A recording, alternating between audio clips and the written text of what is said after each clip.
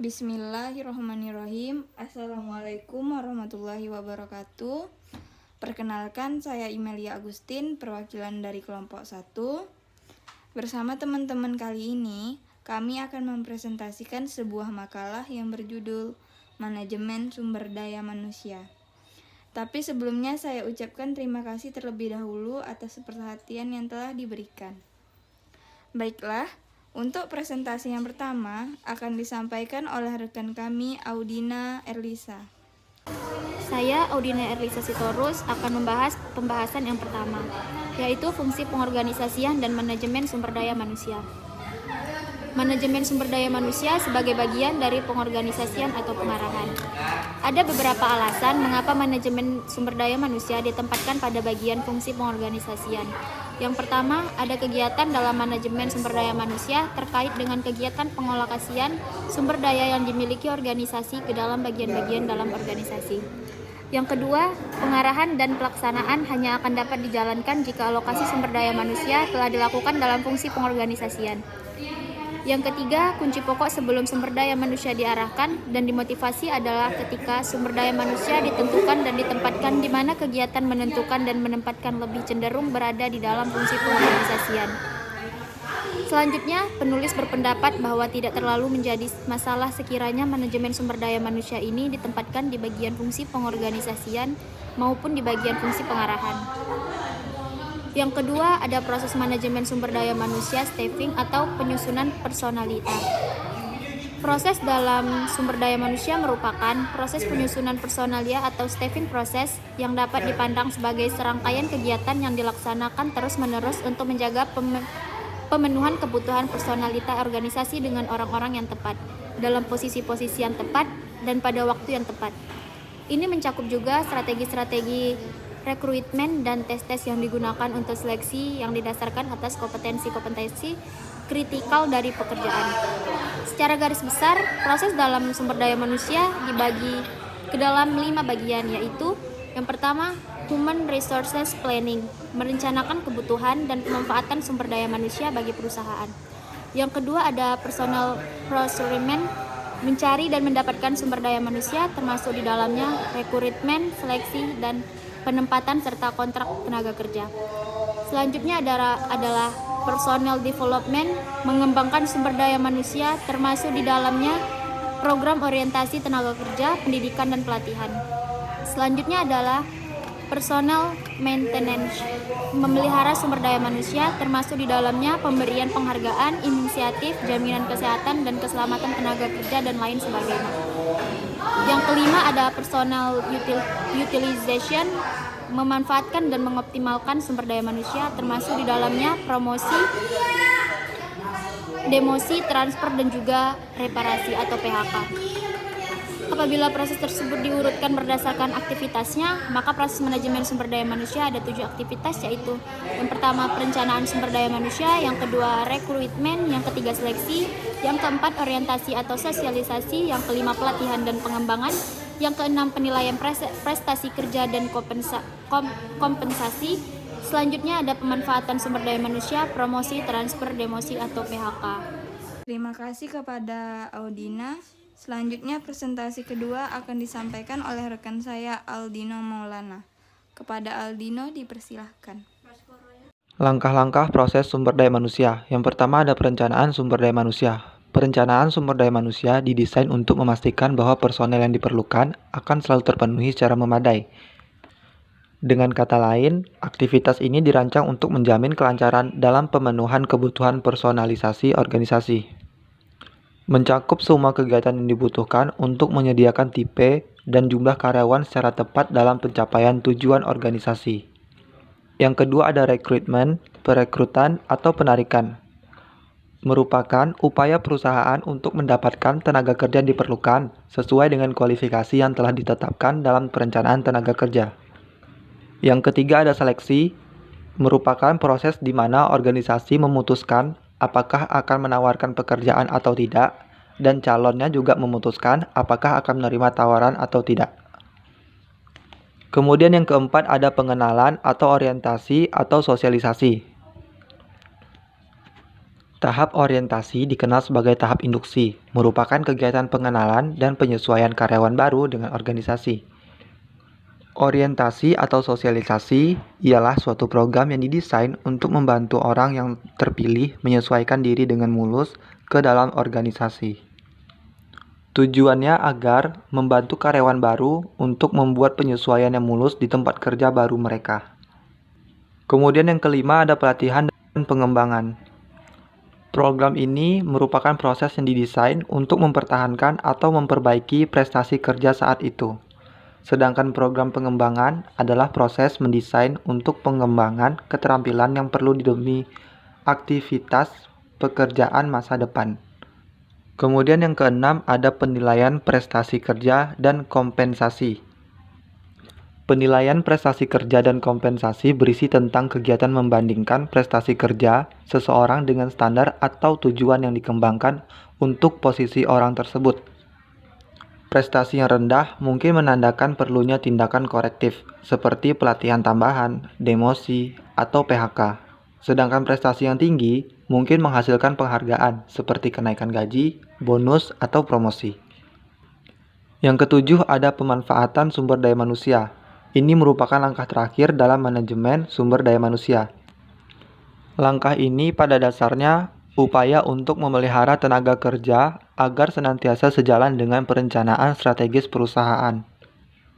Produktivitas, efektivitas, dan efisiensi merupakan kunci yang senantiasa diharapkan dapat diperlihatkan oleh tenaga kerja. Yang kedelapan ada evaluasi kerja. Dilakukan dengan membandingkan antara pelaksanaan kerja perseorangan dengan standar-standar atau tujuan yang dikembangkan bagi posisi tersebut. Penilaian kinerja dari pekerja didasarkan atas kompetensi-kompetensi yang dikaitkan dengan target-target yang penting dari organisasi. Kemudian yang kesembilan ada reward. Merupakan pemberian kepada karyawan dengan pembayaran finansial sebagai balas jasa untuk pekerjaan yang dilaksanakan dan sebagai motivator untuk pelaksanaan kegiatan di waktu yang akan datang. Kemudian yang terakhir ada perencanaan karir atau suksesi. Hal ini mencakup transfer seperti promosi, demosi, atau lateral, penugasan kembali, pemecatan, pemberhentian, atau pensiun, memungkinkan organisasi untuk melakukan pembandingan di antara sejumlah karyawan potensial yang prestasinya sangat baik. Mengelola keragaman dalam pekerjaan.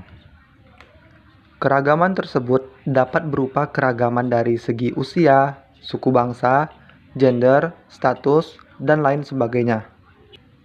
Kemudian ada dampak keragaman berupa dampak positif dan dampak negatifnya. Kalau dampak positifnya berupa keunggulan kompetitif yang akan memperkuat perusahaan. Sedangkan dampak negatifnya berupa sebagai sumber konflik yang melemahkan perusahaan. Tujuan yang dikembangkan bagi posisi tersebut. Penilaian kinerja dari pekerja didasarkan atas kompetensi-kompetensi yang dikaitkan dengan target-target yang penting dari organisasi. Kemudian yang kesembilan ada reward. Merupakan pemberian kepada karyawan dengan pembayaran finansial sebagai balas jasa untuk pekerjaan yang dilaksanakan dan sebagai motivator untuk pelaksanaan kegiatan di waktu yang akan datang. Kemudian yang terakhir ada perencanaan karir atau suksesi. Hal ini mencakup transfer seperti promosi, demosi, atau lateral, penugasan kembali, pemecatan, pemberhentian, atau pensiun, memungkinkan organisasi untuk melakukan pembandingan di antara sejumlah karyawan potensial yang prestasinya sangat baik. Mengelola keragaman dalam pekerjaan. Keragaman tersebut dapat berupa keragaman dari segi usia, suku bangsa, gender, status, dan lain sebagainya. Kemudian ada dampak keragaman berupa dampak positif dan dampak negatifnya. Kalau dampak positifnya berupa keunggulan kompetitif yang akan memperkuat perusahaan. Sedangkan dampak negatifnya berupa sebagai sumber konflik yang melemahkan perusahaan. Baiklah, terima kasih kepada Aldino Maulana. Selanjutnya akan dibacakan oleh Fauzia. Kepada Fauzia dipersilahkan. mengelola keragaman dalam organisasi terdiri dua komponen, satu individu, dua kumpulan individu.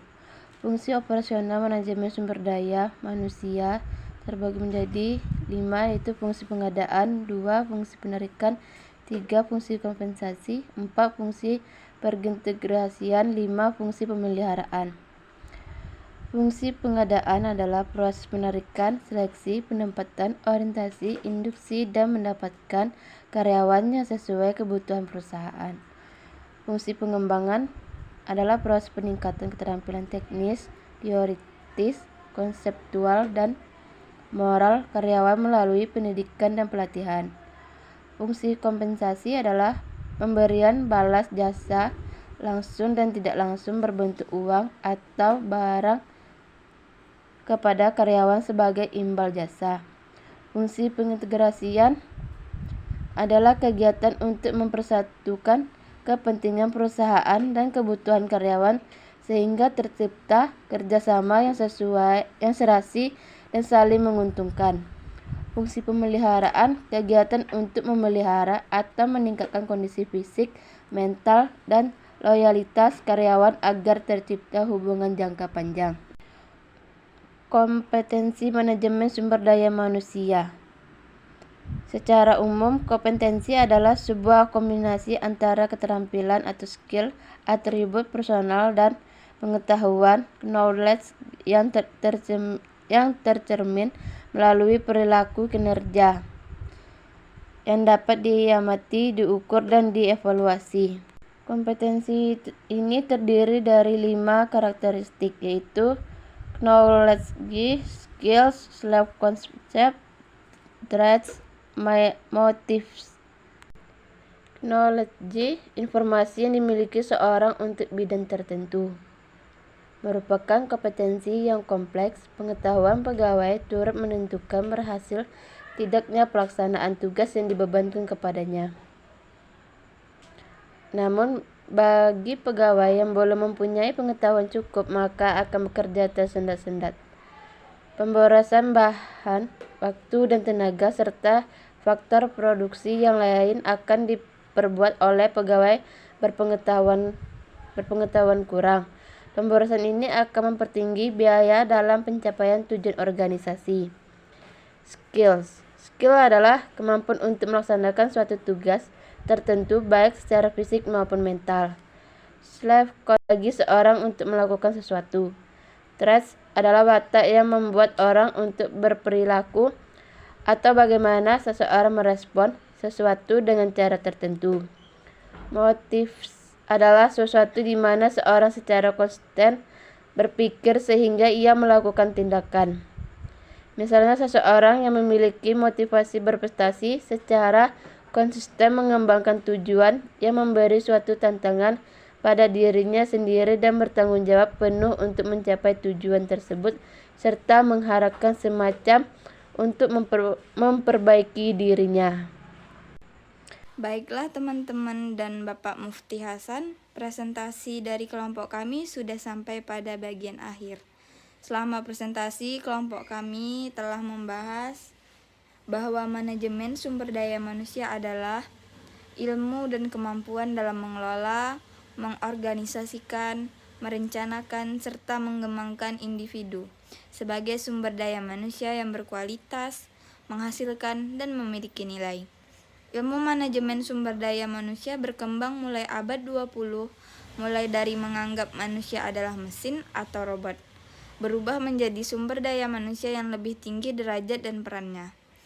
Manusia telah dianggap sebagai tenaga ahli yang siap diberdayakan menjadi tenaga profesional yang menguntungkan. Pendekatan yang dilakukan dalam manajemen sumber daya manusia saat ini adalah dengan merekrutmen, kemudian di-maintenance atau dipelihara dan dijaga, serta yang ketiga, dikembangkan atau diberdayakan menjadi tenaga kerja yang bernilai tinggi. Ilmu manajemen juga dapat berfungsi memperbaiki sistem kerja dan proses agar dapat tercapainya tujuan target sebuah perusahaan atau organisasi. Sekian presentasi dari kelompok kami. Tapi sebelum presentasi ini saya tutup, saya ada sedikit pantun. siang-siang pergi ke kota, jangan lupa beli alpukat. Sekian presentasi dari kita, semoga bermanfaat.